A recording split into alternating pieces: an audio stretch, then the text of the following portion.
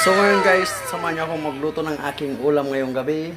Dahil, yan, matagal na akong hindi nakapag-ulam ng pusit. Kaya magluto tayo ng pusit na adobo, yan. Comment lang kayo guys kung tama yung procedure ng aking pagluluto. Yan. Kahit di naman bait natin eh. Itusok ko lang natin eh. Yan. Siyempre, yung diskarte ko guys, di naman kasi ako cooker. Siyempre una yung bawang. Yan. Tapos pag medyo brown na yung bawang, mix natin yung siyempre sibuyas. Tama ba guys? Comment lang kayo kung mali ha. Yan. Ako malaking babayaran ko dito. Kasama ako nagluluto. Ayan, next sibuyas siyempre. Ayan. Siyempre. Nakikita mo naman guys, yung sibuyas kung medyo luto na.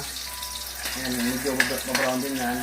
Serve mo rin yung luya. Ayan. Dapat gisay mo ng konti yung luya para mabango. Ayan.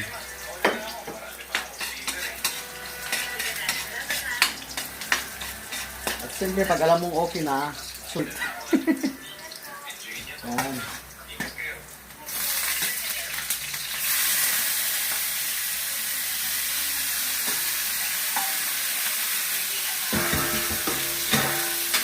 Okay, siyempre, dahil dadalawa lang kami, thank you, love you. Dahil dadalawa lang kami, sakto lang sa amin yung kalahating kilo. Ayan. Eh, wala naman kami kasama dito sa bahay. So, ayan guys.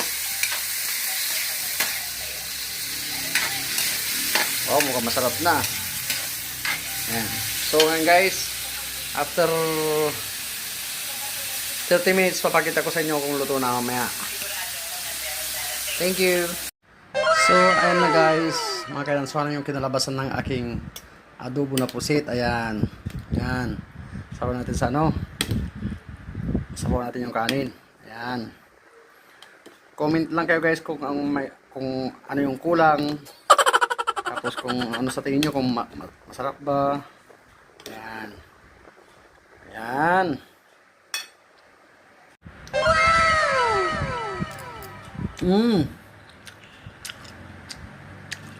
Okay na din.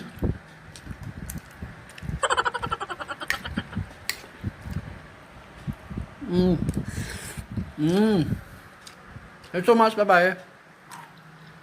Mwah.